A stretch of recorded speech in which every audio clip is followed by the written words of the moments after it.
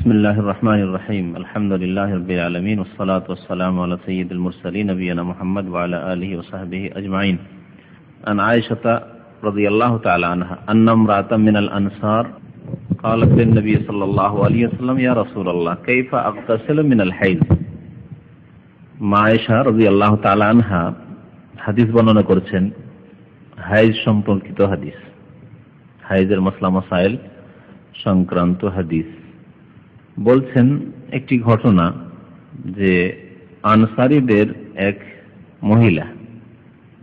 আনসারী মহিলা, ওরা আনসার বংশের মহিলা, আন্নামরাআতাম মিনাল আনসার, একজন মহিলা মিনাল আনসার, আনসার গোত্রের বা বংশের।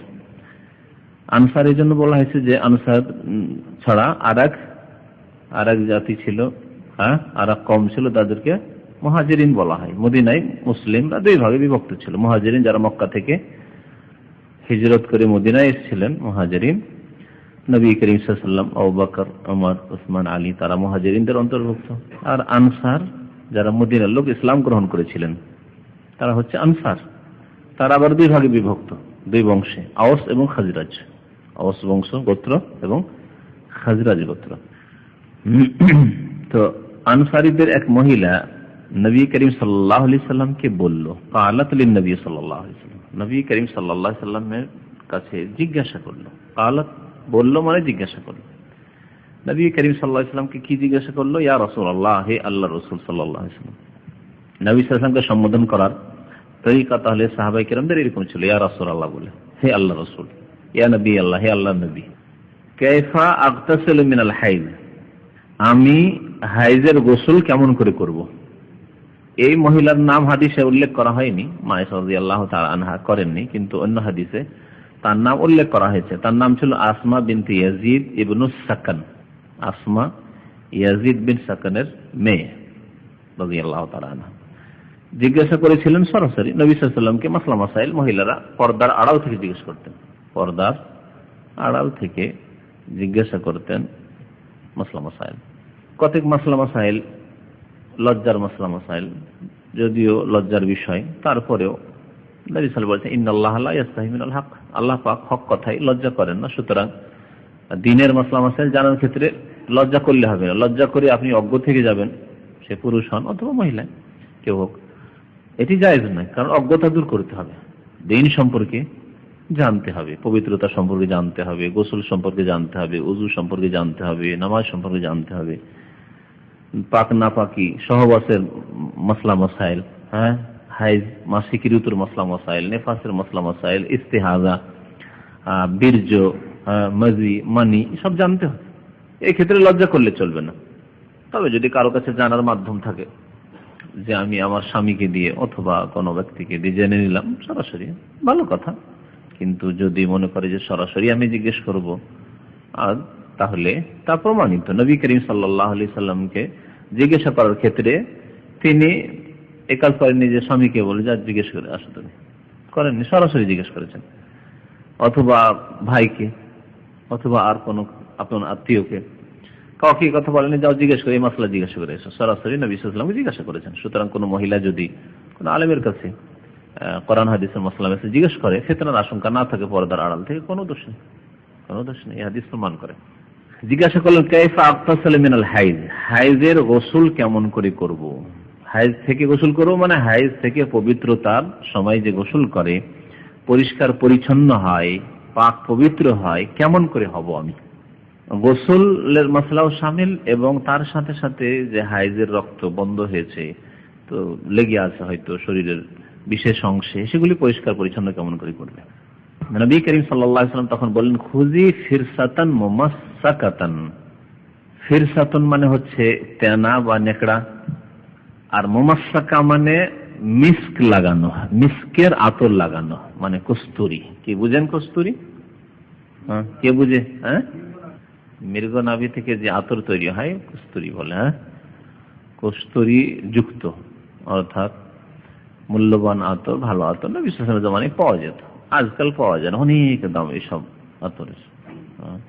উদটাই পাওয়া যায় না, অনেক দাম। উদি আমরা পাই না, ওই সস্তা 5 রিয়াল 2 রিয়াল এইসব আতর সেন্ট ব্যবহার করে মানুষ। সেই জামানায় মূল্যবান আতর এই দুটি ছিল। একটা হচ্ছে লকড়ি কাঠ থেকে, যেটাকে ঔদ বলা হয়, আজকেও সেটা আছে, ঔদে হিন্দি বলে প্রসিদ্ধ। আগর কাঠ যেটাকে বলে। হিন্দুদের আবার ওই চন্দন কাঠ নাই, কারণ অনেকে আবার অজ্ঞতার কারণে ভাবে যে উদে হিন্দি মানে চন্দন কাঠ, যেটা দিয়ে হিন্দুদের বড় বড় পয়সাওয়ালাদেরকে জ্বালায় পুড়ায়, তাই না? না, ওটা কাঠ নয়, ওই কাঠ আলাদা। ওর চাইতে অনেক দামি উদে হিন্দি, যেটা আগর কাঠ, যেটা থেকে তার আতরও তৈরি করে এবং যেটার ধ্বনি নেই, যেটা জ্বালাই আরবরা ব্যবহার করে। আরব এই মার্কেটটা পেয়েছে কারণ পয়সাও আছে এবং তারা আতরের জন্য প্রচুর পয়সাও খরচ করতে পারে। আমাদের দেশে অনেক পয়সাওয়ালা আছে, কিন্তু আতর আর এই সুগন্ধিতে এত পয়সা খরচ হতে করবে না, এরা ওইটা করতেও পারে। এই জন্য আসামের লোকেরা আরব দেশে এই মার্কেটটা পেয়েছে ভালো। আজমাল এক কোম্পানি আছে, জানেন?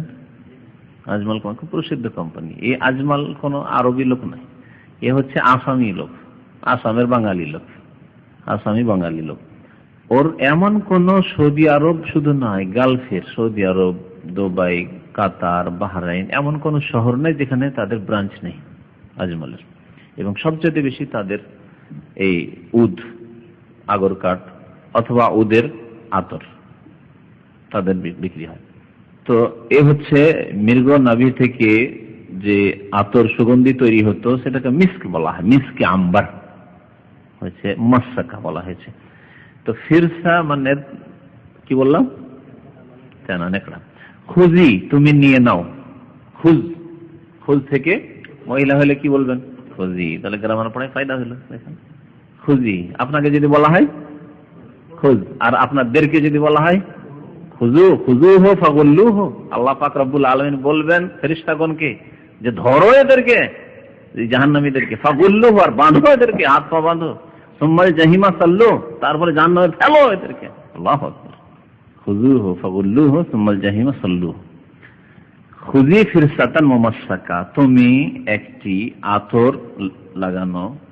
আর যদি শাব্দিক অর্থ একবার হুবহু করি, আজকালকার জামানায় ওই পয়সা নেই, সুতরাং যে কোনো আতর যদি থাকে, কস্তুরী যুক্ত নেকড়া, কস্তুরী যুক্ত নেকড়া একটি তুমি নিয়ে নাও। কস্তুরী লাগিয়ে না, আতর লাগিয়ে নাও একটা নেকড়া টানাতে। ফাতাওয়াজ্জাই বিহা সালাসান, আর 3 বার তা দিয়ে পরিষ্কার পরিচ্ছন্ন করো। তাওয়াজ্জা মানে ওযু করা নয়, এখানে শাব্দিক অর্থ আছে। তাওয়াজ্জার শরীয়তি অর্থ হচ্ছে ওযু করা। তাওয়াজ্জা মানে ওযু করা। তো ওযু নেকড়া দিয়ে টানা দিয়ে কি ওযু করবেন? টানাতে আতর আছে, ওই দিয়ে কি ওযু হবে নাকি?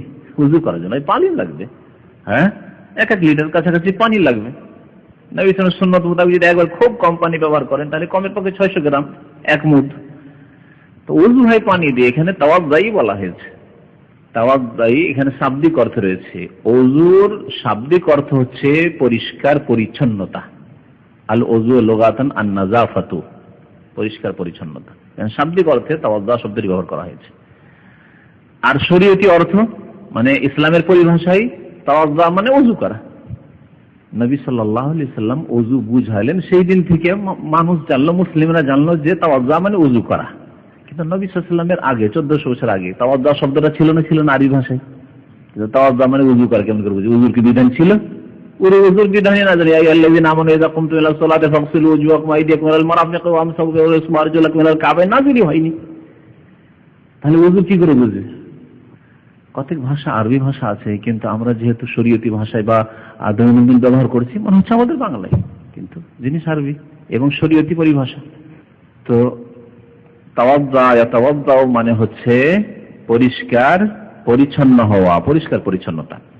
তো এখানে তাওয়াজ্জাই বিহা, ওই টানাটা দিয়ে, নেকড়া দিয়ে আতর মাখানো নেকড়া দিয়ে কি করো? তুমি পরিষ্কার পরিচ্ছন্নতা অর্জন করো, সালাসান, 3 বার করে। তাহলে যেই জায়গা দিয়ে রক্ত প্রবাহিত হয়েছে তার আশেপাশে রক্তের দুর্গন্ধ আছে। মনে রাখবেন যে এমনি রক্তে একটা গন্ধ আছে, হ্যাঁ, আর হায়েজ মাসিকের রক্তে আরো 50 গন্ধ আছে। জানা আছে কিনা? মাফি মালুম। তো এই দুর্গন্ধ পানিতে ধুয়েও দূর হবে না, দুর্গন্ধ থেকে যাবে। দুর্গন্ধ দূর করতে হবে। একটা নিজের পরিচ্ছন্নতার ব্যাপার সবার রয়েছে। এক হচ্ছে পবিত্রতা, পানি দিয়ে ধুয়ে নিয়েছেন, পরিষ্কার হয়ে গেছে, পবিত্রতা হয়ে গেছে। আর পরিচ্ছন্নতা, সাফাই, যেটা, এটার জন্য হ্যাঁ আতর তেনাতে লাগিয়ে ওই জায়গায় ঘষো, এতে কি হবে, নিজে ফ্রেশ হবে। যে যারা আতর ব্যবহার করে ফ্রেশনেস অনুভব করে না, আমি খুব ফ্রেশ হয়ে রয়েছি, মন মেজাজ আমার ফ্রেশ রয়েছে, শরীর কাপড় চোপড় সুগন্ধি পাচ্ছি, গন্ধ করছে না। আজ এর বিপরীত, বগল গন্ধ করছে, গা গন্ধ করছে, কাপড় গন্ধ করছে, কত খারাপ লাগবে। তাহলে নিজের পরিচ্ছন্নতার ব্যাপার রয়েছে, পরিষ্কার পরিচ্ছন্নতার বিষয়, আর স্বামীর জন্য বটে। এটি হচ্ছে আসল কারণ। যদি বিশেষ স্থানে এইরকম দুর্গন্ধ ছড়াতে থাকে, শুধু পানি দিয়ে ধুয়েছেন, আতর সুগন্ধি ব্যবহার করেননি কোনো মহিলা, তাহলে স্বামীর কাছে গেলে যখন দুর্গন্ধ আসবে অরুচি হয়ে যেতে পারে। আর কি অপরিষ্কার মহিলা, বাধ্য হয়েছে ভালো দেখে পরিষ্কার পরিচ্ছন্ন মহিলা, সাফসুতরা ভালো পরিবার থেকে বিয়ে করি, হতে পারে না। সেই জন্য নবী করিম সাল্লাল্লাহু আলাইহি ওয়াসাল্লাম বলেছেন যে তোমরা এইভাবে আতর ব্যবহার করবে হাইজ থেকে পাক হওয়ার পর। হাইজ থেকে পাক হলে, গোসল করলে, পাক হলে এখন পরিষ্কার পরিচ্ছন্ন হও। পরিষ্কার পরিচ্ছন্ন হওয়ার জন্য নেকড়াতে আতর নিয়ে সেটা দিয়ে কি করো, তাওয়াজ্জাই বিহা সালাসান, 3 বার করে দিয়ে পরিষ্কার পরিচ্ছন্নতা অর্জন করো। তাওয়াজ্জাই বিহা বুঝতে পারেননি ও মহিলা, তাওয়াজ্জাই বিহা বুঝবেন কি করে? তাওয়াজ্জা মানে ওযু করা হয়, তাওয়াজ্জা মানে পরিচ্ছন্নতা যদি ধরা, শাব্দিক অর্থ যদি বুঝে নাও, তো কেমন করে পরিষ্কার পরিচ্ছন্নতা অর্জন করব? কি করব তাহলে? তেনাটাকে কি করব? তেনাতে আতর লাগিয়েছে, করব কি? বাস্তবে বুঝতে তো হবে, কারণ এই শুনে শুধু মন্ত্র পড়া নয়, আমল করতে হবে। নবী সাল্লাল্লাহু যা বলছেন বুঝতে পারছেন না মহিলা। এই হাদিসটা সংক্ষেপ করে দেওয়া হয়েছে। আরেকটি হাদিস আছে যে ওই মহিলা বুঝতে যখন পারেনি তখন কাইফা তাতাহারু বিহা রাসূলুল্লাহ। আরেকটি হাদিসে নবী সাল্লাল্লাহু আলাইহি ওয়াসাল্লামের শব্দ তাওয়াজ্জাইয়ের জায়গায় তাতাহারি বিহা আছে। এই হাদিসটা যেহেতু এটা সংক্ষিপ্ত বুখারী, বিস্তারিত যে ফুল বুখারী শরীফে তার আগের হাদিস, এটি হচ্ছে 300 বাংলায় আছে 315 নম্বর হাদিস, এই হাদিসটি যেটি তরজমা করলাম। আর তার আগে আছে 314 নম্বর হাদিস। 314 নম্বর হাদিসে কি আছে দেখেন, মায়েশা রাদিয়াল্লাহু তাআলা আনহা বর্ণনা করেছেন, আন্না ইমরাতান সালাতিন নবী সাল্লাল্লাহু আলাইহি ওয়াসাল্লাম, এক মহিলা নবী সাল্লাল্লাহু আলাইহি ওয়াসাল্লামকে জিজ্ঞাসা করলো আন গুসলিহা মিনাল মাহিজ, হাইজ থেকে পবিত্র হওয়ার গোসল সম্পর্কে। গোসল করব, পরিষ্কার পরিচ্ছন্ন হব, পবিত্র হব কেমন করে? মাহিজের দুটি অর্থ কোরআনে কারীম আল্লাহ পাক বলেছেন ইয়াসআলুনাকা আনিল মাহিজে, এর দুটি অর্থ। হাইজে আল্লাহ বলেননি, কি বলেছেন? মাহিজে, মিম দিয়ে বলা হয়েছে। যদি মাহিজকে মাসদার মিমি বলা হয় তাহলে অর্থ হবে হাইজেরই অর্থ হবে। তারা তোমাকে জিজ্ঞেস করছে হে নবী সাল্লাল্লাহু আলাইহি সাল্লাম, হাইজের মাসলা মাসাইল সম্পর্কে, হাইজ থেকে পবিত্র হওয়া সম্পর্কে। কুল হুয়া আযান ফাতাজিলুন নিসা ফিল মাহিজে ওয়ালা তাকরাবুহুন্না হাত্তা ইয়াতহুরনা। আর আরেকটি অর্থ হচ্ছে মাহিজ মানে হাইজের স্থান, ইসম জারফ, জারফে মাকান, যেমন মাজরিবুন, মাজরিবুন হাযা ইয়াহিজ থেকে মাহিজুন হয়েছে। তো মাহিজ মানে তাহলে তারা জিজ্ঞাসা করছে কি সম্পর্কে? হাইজের স্থান সম্পর্কে। হাইজের স্থান মানে লজ্জা স্থান সম্পর্কে, যে হাইজের অবস্থায় লজ্জা স্থানের বিধান কি সহজ করা যাবে, এই কথা বলা হয়েছে। তো তাফসীর কারগণ এই আয়াতের দুটি অর্থ করেছেন, হাইজের মাসলা মাসাইল সম্পর্কে তারা জিজ্ঞাসা করছে অথবা হাইজের স্থান সম্পর্কে জিজ্ঞাসা করেছে। কুল হুয়া আযান, হে নবী আপনি তাদেরকে বলে দেন সেটি হচ্ছে বড় নোংরা জায়গা, বা হাইজ হচ্ছে বড় নোংরা, বড় ক্ষতিকর, আযা কষ্টদায়ক। আল্লাহ পাক নাকেরা বলেছেন বহু কষ্টদায়ক বিষয় রয়েছে হাইজের মধ্যে যদি গবেষণা করা হয়। তার মধ্যে হাইজের অবস্থায় কেউ যদি সঙ্গম করে, মিলন করে, তাহলে বহু রকমের মারাত্মক রোগ জন্মাতে পারে, মারাত্মক রোগ জন্মাতে পারে। স্বামীর, মহিলা শুধু নয়, মহিলার তো রোগ জন্মাবে, স্বামীর রোগ জন্মাবে। গনোরিয়া, সিফিলিস, এ ধরনের রোগগুলি আছে। তারপর লজ্জা স্থান, পুরুষের পুজ হয়ে যাওয়া, পুষতে লাগা, সরতে লাগা, এই ধরনের রোগগুলি সৃষ্টি হতে পারে, যেটা ব্যভিচারকারিণী মহিলাদের সাথে মিলন করলে অথবা হারাম কাজ ব্যভিচার করলে। আজকালকার জামানায় আরেকটা ওর চেয়ে বড় রোগ হয়েছে এইডসের রোগ। কিন্তু এইডসের রোগ পৃথিবীতে আসার আগে ছিল। পৃথক থাকো, দূরে থাকো হাইজের অবস্থায়। ওয়ালা তাকরাবুহুন্না হাত্তা ইয়াতহুরনা, যতক্ষণ তারা পবিত্র না হবে তাদের নিকটবর্তী হয়েও না। ফাইজা তাতাহারনা, পবিত্র হয়ে যখন তাতাহারা বলা হয়েছে, পবিত্রতা অর্জন করবে মানে গোসল করবে, ফাতুহুন্না, তখন আসো তাদের কাছে, মিন হাইসু আমারাকুমুল্লাহ, যেভাবে আল্লাহ আদেশ করেছেন, যেভাবে আল্লাহ আদেশ করেছেন, অর্থাৎ যে স্থানে আল্লাহ আদেশ করেছেন, অন্য কোনো স্থানে নয়। তো আর যেভাবে আল্লাহ আদেশ করেছেন। তো এই হাদিসে কি আছে? ওই মহিলা জিজ্ঞেস করলো নবী করিম সাল্লাল্লাহু আলাইহি সাল্লামকে আন গুসলিহি মিনাল মাহিজ, হাইজের গোসল সম্পর্কে। ফাআমারাহা কাইফা তাগতাসিল, প্রথম আদেশ করলেন কেমন করে গোসল করবে। কাল বললেন খুজি ফিরসাতাম মিন মিসকিন, এখানে বলা হয়েছে ফিরসাতান মিন মিসকিন, অর্থাৎ কস্তুরী যুক্ত কি নাও, এটা নেকড়া নাও, টানার নাও, ফিরসা নেকড়া নাও, মিন মিসকিন মিস্ক লাগিয়ে, আতর লাগিয়ে। ফাতাতা হারি বেহা, দেখেন এখানে শব্দ, ওখানে কি আছে ফাতাওয়াদাই বেহা সালাসা, এখানে ফাতাতা হারি বেহা, তার দ্বারা তুমি পবিত্রতা হাসিল করো। কালাত কাইফা তাতাহার, কেমন করে পবিত্রতা হাসিল করবো? আসলে যদি বলা হয় একটা তেনা নিয়ে তুমি পবিত্রতা হাসিল করো, কেমন করে পবিত্রতা হাসিল? পবিত্রতা হাসিলের জন্য গোসল করলাম, ধুইলাম, রক্ত টক্ত লেগে থাকলে ঘুষে টুষে মুছে পরিষ্কার পরিচ্ছন্ন করলাম। আর তেনা নিয়ে আর তাতে আবার আতর লাগিয়ে কেমন করে পবিত্রতা হাসিল করবো? কাইফা তাতাহার, কালা তাতাহারি বিহা। নবী সাল্লাল্লাহু আলাইহি ওয়াসাল্লাম এর বেশি আর কি বুঝাবেন একজন পুরুষ মানুষ মহিলাকে সম্বোধন করে? ওই একটি কথা নবী সাল্লাল্লাহু আলাইহি ওয়াসাল্লাম পুনরায় বলছেন, কি বলছেন? তাতাহারি বিহা, এর দ্বারা পবিত্রতা অর্জন করো। কালাত কাইফা, কেমন করে? বুঝতে পারছি না। মহিলা বলছেন, তিনবার যখন হয়ে গেছে, আল্লাহ সুবহানাল্লাহ, নবী বলছেন আশ্চর্য কথা, সুবহানাল্লাহ, তাতাহারি, পবিত্রতা অর্জন করো, পরিষ্কার পরিচ্ছন্ন করো দিয়ে। বুঝতে পারছেন না, তাও বুঝতে পারছেন না। মা আয়েশা রাদিয়াল্লাহু তাআলা বলেন ফাজতাবালতুহা ইলাইয়া, তখন তার কাপড় ধরে বা হাত ধরে পিছন দিক থেকে টান দিল, আয় আমার কাছে, আমি শিখিয়ে দিচ্ছি তোকে। পুরুষ মানুষ আর কত শিখাবে তোকে, আয় আমি কেমন করে পরিষ্কার পরিচ্ছন্ন হইতে হয় আর নেকড়াতে আতর লাগিয়ে আমি শিখিয়ে দিচ্ছি। ফাকুলতু, তারপরে বললাম, তাত্তাবেই বেহা আসার আদম, এই হাদিস রয়েছে, রক্তের যে স্থান রয়েছে, আসার মানে যেখানে লক্ষণ রয়েছে, রক্ত যেটা দিয়ে প্রবাহিত হচ্ছে তার আশপাশ রক্তের যে আসার বা লক্ষণ রয়েছে বা রক্তের স্থান রয়েছে, তাত্তাবেই বেহা, তাকে তার পিছনে লাগিয়ে দাও, মানে তা দিয়ে তা পরিষ্কার করো। তাই লজ্জা স্থান এবং লজ্জা স্থানের আশপাশটা ওই আতরযুক্ত সুগন্ধিযুক্ত তেনা দিয়ে কি করতে বললেন? মা আয়েশা রাদিয়াল্লাহু তাআলা আনহা পরিষ্কার করতে বললেন, পরিষ্কার করতে বললেন। এই হলো আগের হাদিসটি। পরের হাদিসে আসছে তাওয়াজ্জাই শব্দ, তিনবার করে বললেন, কিন্তু বুঝতে পারলেন না উনি। সুম্মা ইন্নান নবী ইস্তাহিয়া, নবী সাল্লাল্লাহু আলাইহি ওয়াসাল্লাম লজ্জা পেয়ে গেলেন। দেখেন এতে আরো বাড়তি কথা আসলে। তিনবার করে সুবহানাল্লাহ কেন বললেন? লজ্জা পেয়ে গেছেন। এর বিষয়ে আর কি বোঝাবো তো মহিলা মানুষকে? বুঝতে পারছেন না। বলছেন মা আয়েশা রাদিয়াল্লাহু তাআলা আনহা, তারপরে নবী করিম সাল্লাল্লাহু আলাইহি ওয়াসাল্লাম ইস্তাহিয়া, লজ্জা পেয়ে গেছেন। ফাআরাযা বিওয়াজহি, তখন মুখটা ফিরিয়ে নিয়েছেন। মুখটা ফিরিয়ে মহিলা চলে যাবে, বারবার করে জিজ্ঞেস করছে একটি কথা। আও কালা, অথবা বললেন তাওয়াজ্জাই বিহা, তার দ্বারা পরিষ্কার পরিচ্ছন্নতা অর্জন করো। ফাআখাযতুহা, বুঝতে যখন পারলো না তখন মা আয়েশা বলছেন, আমি সেই মহিলাকে ধরলাম। ফাজাযাবতুহা, এবং আমার দিকে টান দিলাম। জাযা বা মানে ও টান দেওয়া, আর জাবাজা মানে টান দেওয়া। হ্যাঁ, আগের হাদিসটা আছে ফাজতাবালতুহা, মানে জাবাজার মাদ্দা থেকে আছে। আরবিতে আগে পরে হয়েছে জাবা, জাল না, প্রথম জিম আছে, তারপরে জাল, তারপরে বা, জাযাবা, জাযাবা মানে টান দেওয়া, আর জাবাজা জিম তারপরে বা তারপরে জাল, ওটার মানে হচ্ছে টান দেওয়া। জি, ফা জাযাবতুহা, আমি তাকে ধরে টান দিলাম। মা আয়েশা রাদিয়াল্লাহু তাআলা বলছেন, ফা আখবারতুহা বিমা ইউরিদুন নবী সাল্লাল্লাহু আলাইহি ওয়াসাল্লাম, তারপরে তাকে জানিয়ে দিলাম যে নবী সাল্লাল্লাহু আলাইহি ওয়াসাল্লাম কি উদ্দেশ্য করছেন, মানে কি কথা বুঝাতে চেয়েছেন, সেটা ভালো করে বুঝিয়ে দিলাম। মহিলাদেরকে ভালো করে বুঝাতে পারবে।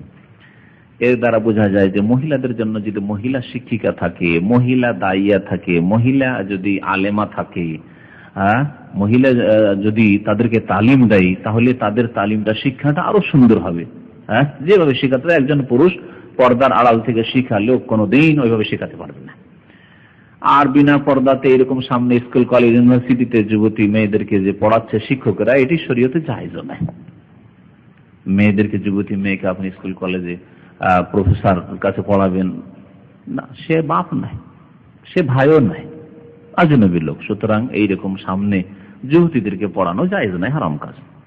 এই জন্য আমাদের সমাজে মেয়ে আলেমা তৈরি করতে হবে, মেয়েদেরকে আলেমা তৈরি করতে হবে কোরআন হাদিসের, যাতে করে মহিলাদের যেগুলি খাস মাসলা মাসাইল রয়েছে, বিশেষ মহিলা সংক্রান্ত মাসলা মাসাইল রয়েছে, সেগুলি তারা ভালোভাবে মহিলাদেরকে শেখাতে পারে। এই হায়েজ নেফাসের মাসলা মাসাইল কত মহিলা যে জানে না, আর পবিত্রতার বিষয়টি অনেকেই জানে না।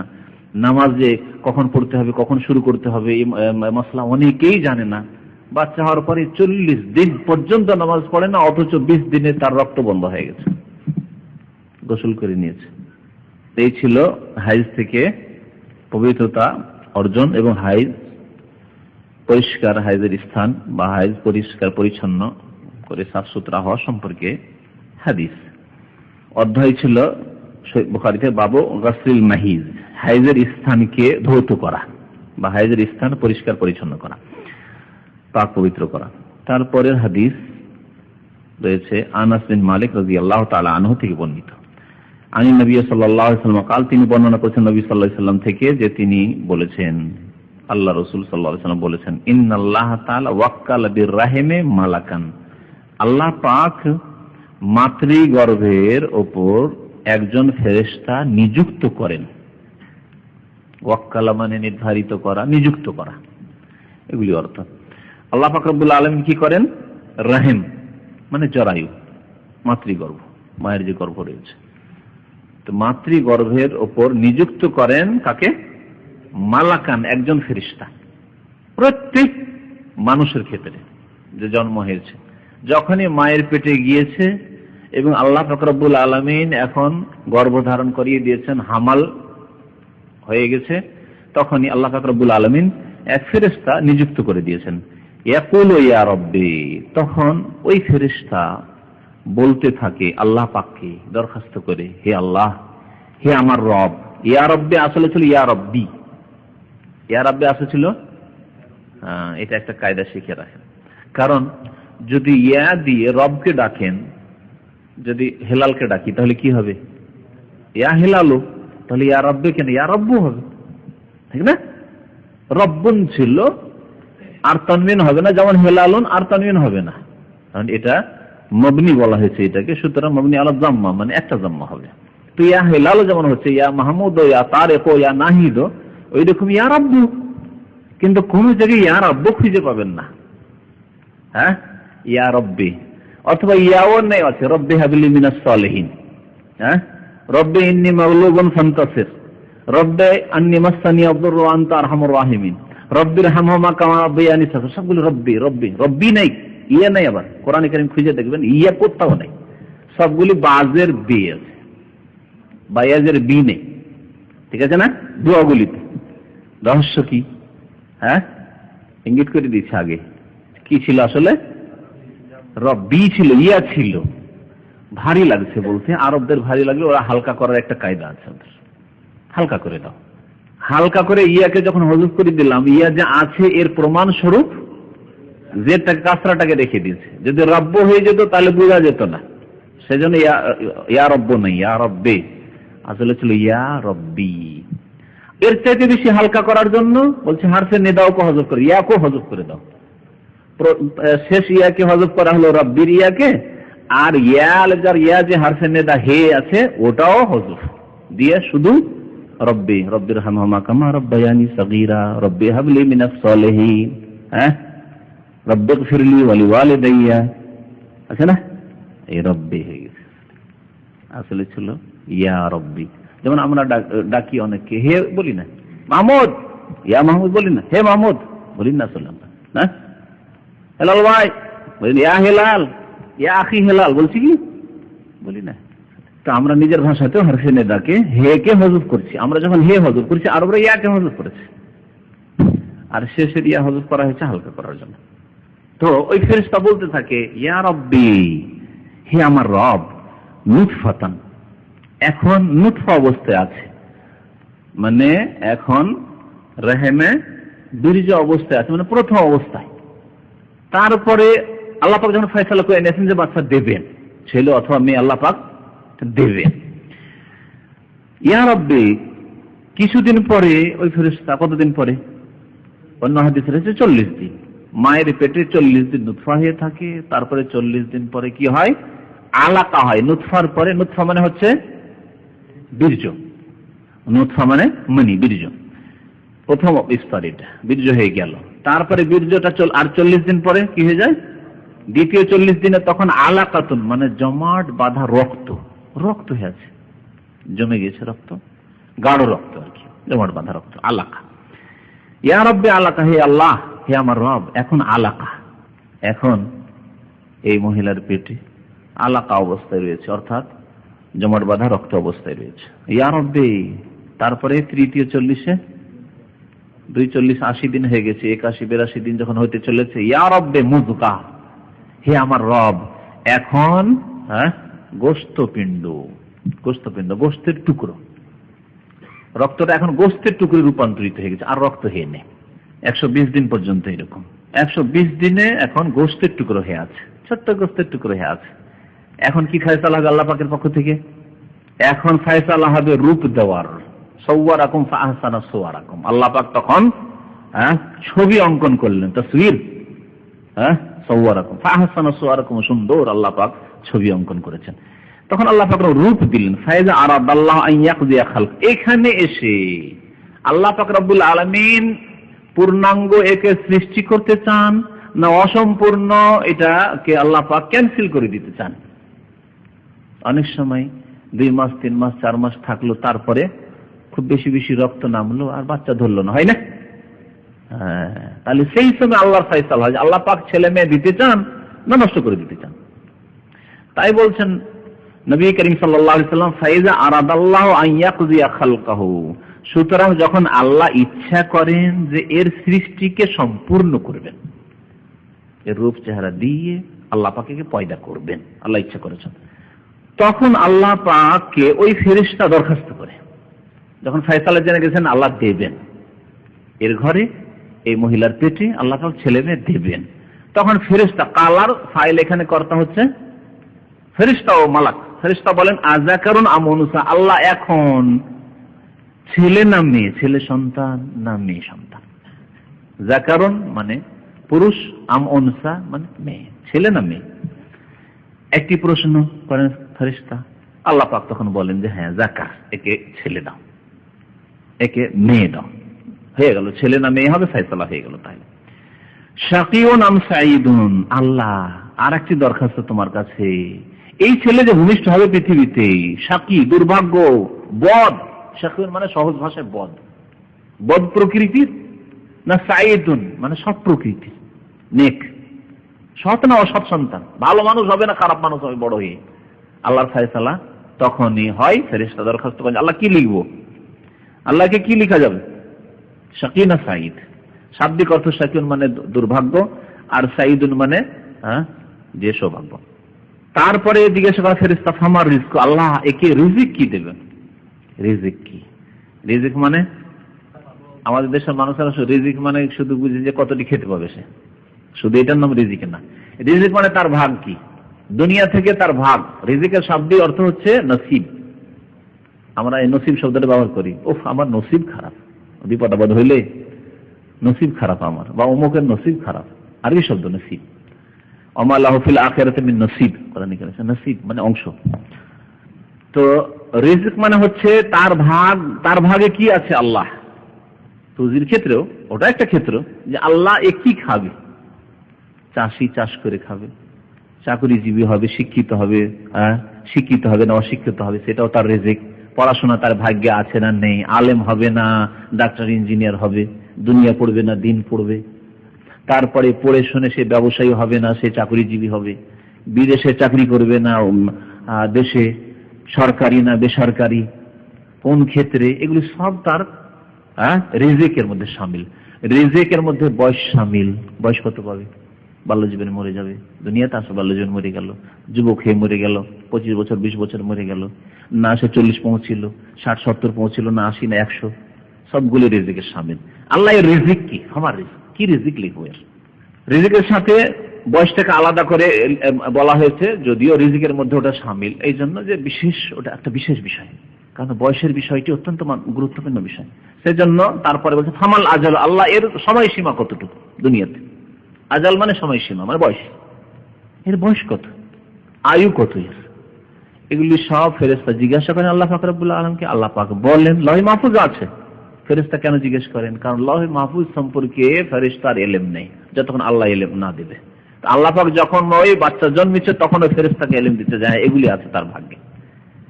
তার মানে এই না যে এখন ভাগ্য লেখা আছে, ভাগ্য লৌহ মাহফুজে লেখা আছে।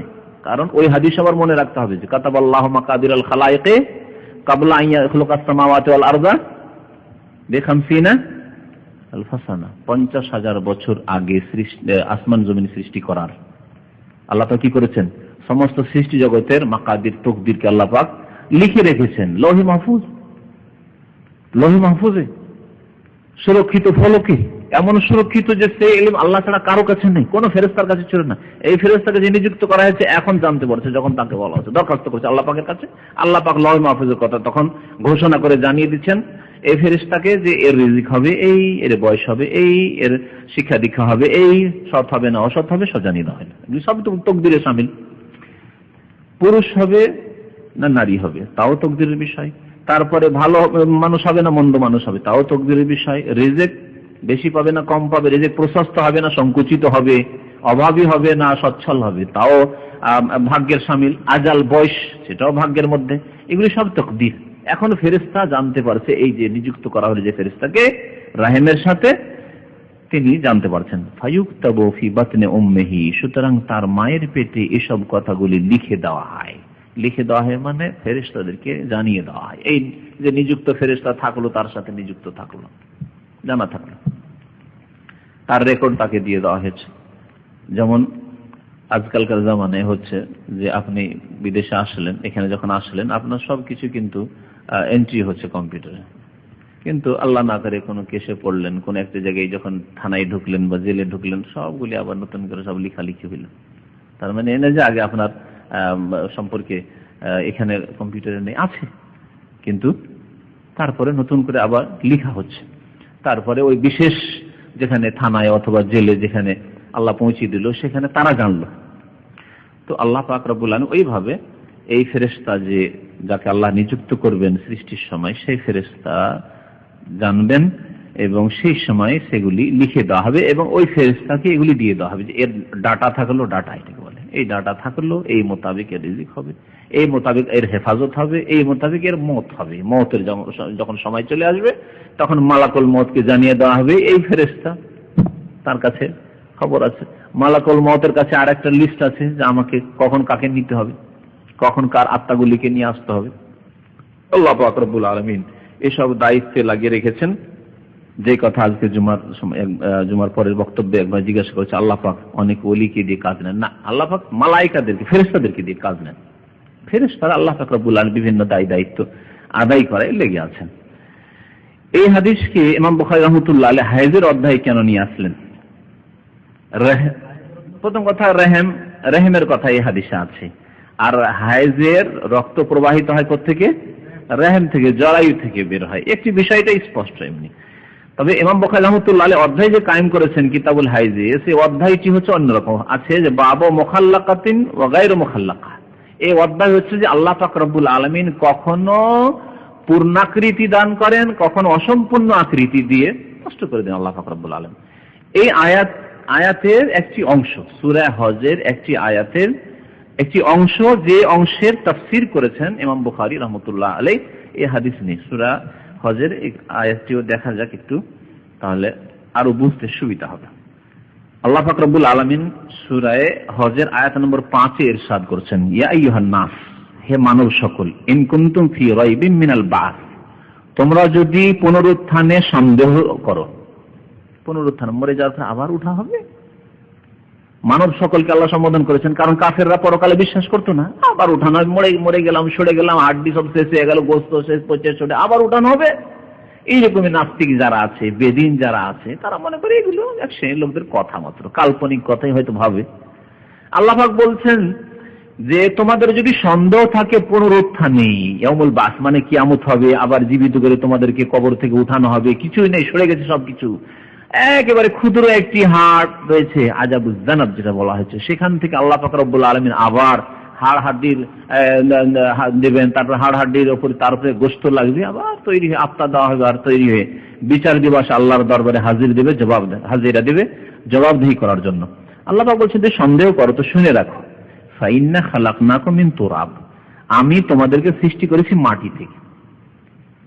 আল্লাহ পাক প্রথম মাটি থেকে কি করলেন? আদম আলাইহিস সালামকে সৃষ্টি করলেন। মাটি থেকে প্রথমবার আল্লাহ সৃষ্টি করলেন, একটা মাটির পুতুল তৈরি হলো 60 হাতের আদম আলাইহিস সালামের, ওতে আত্মা দিলেন, একবারে বসে গেল জীবিত মানুষ, হাসি পড়ল। আল্লাহ বলেন বলো আলহামদুলিল্লাহ, আলহামদুলিল্লাহ বললেন। ফেরেশতারাকে বলে তোমরা বলো, দোয়ার জবাব দাও, ইয়ারহামুকাল্লাহ। আল্লাহ পাক আদম আলাইহিস সালাম তো কিছু জানেন না, ফেরেশতারা তো জানছেন, আগে থেকে আছেন সৃষ্টি হয়ে। আল্লাহ পাক রব্বুল আলামিন আদম আলাইহিস সালাম বলছেন জবাব দাও, ইয়ারহামুকাল্লাহ জবাব দাও। আল্লাহ কি বলবো? ঠিক বলো, ইয়াহদিকুমুল্লাহ ওয়া ইসলাহ বালাকুম। সুবহানাল্লাহ। তাহলে আল্লাহ পাক মাটি দিয়ে একটা পুতুল তৈরি করলেন। আমরা যেমন পুতুল তৈরি করি এরকম এই পুতুল রূহ দেওয়ার আগে সেই পুতুল মানুষ হয়ে বসে গেল, 60 হাতের মানুষ।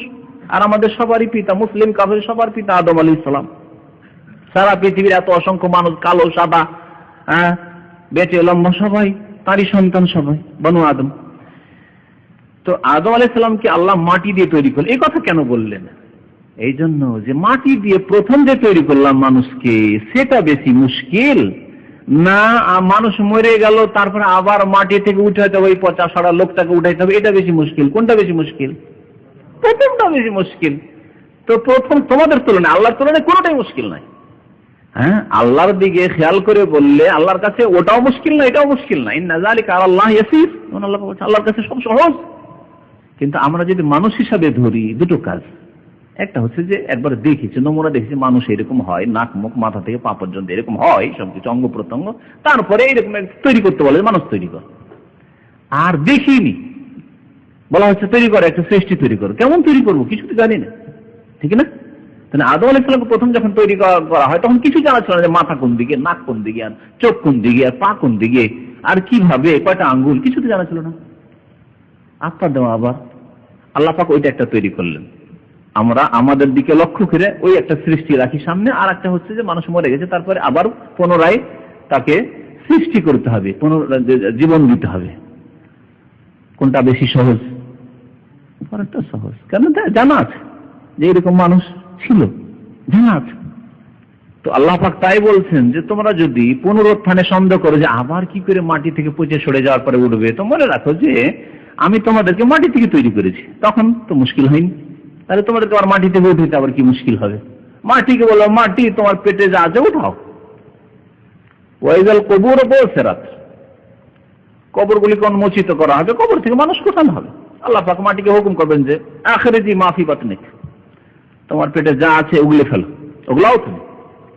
সুম্মা মিন নুতফা, আল্লাহ পাক বলছেন যে প্রথম মানুষকে আমি মাটি দিয়ে তৈরি করলাম, তারপরে আমি একটা সিস্টেম নিজাম তৈরি করে দিলাম, নীতিমালা। সেটা হচ্ছে অথবা নুতফা থেকে, শুক্র থেকে, শুক্র মানে বীর্য থেকে। সুম্মা মিন আলাকাতিন, অতঃপর ওই নুতফাকে কি করলাম আমি? আলাকা, জমাট বাঁধা রক্ত করলাম। সুম্মা মিন মুযগাতিন, অতঃপর আমি সেটাকে কি করলাম? মুযগা, গোশতের টুকরো করলাম, গোশতপিণ্ড। মুখাল্লাকাতিন, এই গোশতের পিণ্ডতে কি করলাম? মুখাল্লাকাতিন, পূর্ণ আকৃতি দিলাম। মুখাল্লাকা, সেটাতে পূর্ণ আকৃতি দেওয়া হলো। ওয়া গায়রু মুখাল্লাকা, এবং কখনো কখনো কি করা হলো? অসম্পূর্ণ সৃষ্টি। 5 মাস 6 মাসের ছেলে 3 মাসের 2 মাসের 2.5 মাসের হয়ে কি হয়ে গেল? নেমে গেল, নষ্ট হয়ে গেল। গায়রু মুখাল্লাকা, আল্লাহ সৃষ্টি করলেন না, আল্লাহ এরকম করেছেন।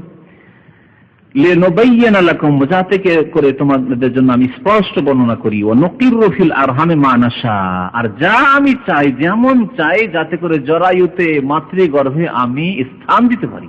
আমি আল্লাহ যখন ইচ্ছা করেছি মাতৃগর্ভে আমি ছেলে দিয়েছি, আমি ইচ্ছা করেছি মাতৃগর্ভে আমি মেয়ে দিয়েছি, আমি ইচ্ছা করি মাতৃগর্ভে কালো দিয়েছি, সাদা দিয়েছি, লম্বা দিয়েছি, বেটে দিয়েছি, আমি ইচ্ছা করেছি অসম্পূর্ণ করেছি, গায়রু মুখাল্লাকা, আমি সৃষ্টি করি না, নামিয়ে দিয়েছি, নষ্ট করে দিয়েছি। তো এই আয়াতে যে রয়েছে সুম্মা মিন মুযগাতিন মুখাল্লাকাতিন ওয়া গায়রে মুখাল্লাকাতিন, এই আয়াতের তাফসীর করেছেন ইমাম বুখারী রাহমাতুল্লাহ আলাইহি। বলছেন হাইজের অধ্যায়ে বাবু মুখাল্লাকাতিন ওয়া গায়রে মুখাল্লাকা, এই অধ্যায় হচ্ছে এই আয়াতের তাফসীর সম্পর্কে, যে আল্লাহ পাক কতক কি করেন? নুতফা, আলাকা আর মুযগা করার পরে আল্লাহ পাক কতককে কি করেন? পূর্ণাঙ্গ আকৃতি দিয়ে থাকেন। ওয়া গায়রে মুখাল্লাকা, আর কতগুলিকে পূর্ণাঙ্গ আকৃতি দেন, অসম্পূর্ণ রেখে আল্লাহ পাক নষ্ট করে দেন। জি, এই ছিল হাদিস। আল্লাহ পাক রব্বুল আলামিন কোরআন হাদিস বোঝার এবং তার প্রতি আমল করার তৌফিক দান করেন। আমিন। সাল্লাল্লাহু আলা নবিয়িনা মুহাম্মদ ওয়া আলা আলিহি ওয়া সাহবিহি আজমাইন। ঠিক, আমাদের ভাই প্রশ্ন করছে যে হাদিসে বলা হয়েছে যে কোন মহিলা যাতে করে আতর সুগন্ধ নিয়ে বাইরে না যায়, আছে না হাদিস? আর যদি কেউ যায় আর বাইরে অপর পুরুষ যদি তার সুগন্ধি পায়, তাহলে ফাহিয়া কাজা ওয়া কাজা, সে জানিয়া ব্যভিচারকারিনী, কারণ সে আকৃষ্ট করলো অন্য পুরুষদেরকে। তাহলে এখানে যে আতর সুগন্ধি লাগাইতে বলা হয়েছে লজ্জাস্থানে হাইজ থেকে পাক হওয়ার পর, তাহলে সমন্বয় কি? হ্যাঁ, সমন্বয় আছে। প্রথম কথা, আতর সুগন্ধি মহিলার যে লাগাবে, আরেকটি হাদিস রয়েছে যে তিবুল মারআতি মা যাহারা লাউনুহু ওয়া খাফিয়া রিহু, মহিলাদের সুগন্ধি সেটি, মানে তাদের জন্য জায়েজ সুগন্ধি যার রং বেশি প্রকাশ পায় কিন্তু তার সুগন্ধি যেন গোপনীয় থাকে। বলা হয়নি যে সুগন্ধি নাই থাকে, একবারে না, থাকবে কিন্তু কাপড়ের মধ্যে থাকবে, বাইরে যাবেন। মেলা আতর আছে, হালকা আছে, শরীরে আছে, কিন্তু কাছে বসে আপনি পাচ্ছেন না, হয়তো অত দূর থেকে পাচ্ছেন না।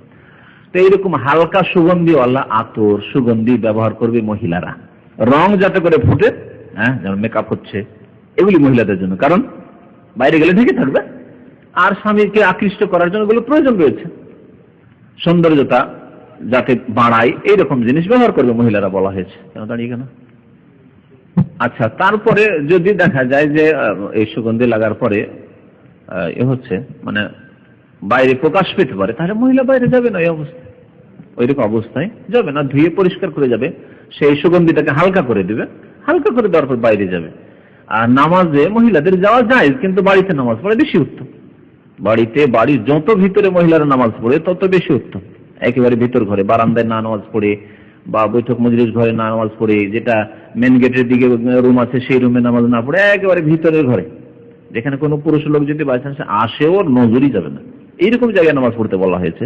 এটা হচ্ছে সবচেয়ে উত্তম মহিলাদের। তো মসজিদে যাওয়া যায়, কিন্তু উত্তম হচ্ছে যে তার বাড়িতে নামাজ পড়বে। প্রয়োজনে বাজারে বা কোথাও যেতে পারে, কিন্তু আতর সুগন্ধি হালকা করে যাবে, যাতে করে বাইরে তার সুগন্ধি না পাওয়া যায়, না হলে গুনাহগার হবে। আল্লাহ পাক হিদায়াত করেন। ভালো মানুষও আছেন, ভালো মানুষের সংখ্যা সব জায়গায় কম আছে এখন। আর আমাদের পরিবেশে দিনদার মহিলারা স্বামী এখন পর্যন্ত যা কিনে দেয় সেটাই পরে, জীবনে কোনোদিন মার্কেটে কেনাকাটার জন্য স্বামীর সাথে যাবে এরকম কথা বলে না, আছে না? বহু আছে আলহামদুলিল্লাহ। বড় বড় সিটিগুলোতে এরকম আবহাওয়া খারাপ হয়েছে। তো এই জন্য শহরের জীবনটা ভালো জীবন নয়। এদিক দিয়ে শহরের জীবনে দিন, পর্দা, এগুলির হেফাজত করা বড় মুশকিল। টিভি ছাড়া শহরের লোক বলছে থাকতেই পারবো না, ঢাকার লোক থাকতে পারবো, চিটাগাঙের লোক থাকতে পারবো না, কিন্তু গ্রামে কোনো ব্যাপার না, ঠিক না? ইন্টারনেট ছাড়া ওই শহরের লোক থাকা যাবে না, ইন্টারনেট থাকতেই হবে বাড়িতে, ছেলে মেয়ে আছে। ইন্টারনেটে কত খারাপ কাজ হচ্ছে, কত খারাপ দৃশ্য দেখছে, এগুলো থেকে গ্রামের লোক নিরাপদ। তো গ্রামে যেসব পাপ রয়েছে ওগুলো থেকে একটু বেঁচে থাকলেই হলো। পর্দার বিষয়টি যদি ঠিক থাকে তাহলে এইসব পাপ থেকে গ্রামের লোক বেঁচে থাকতে পারে সহজে।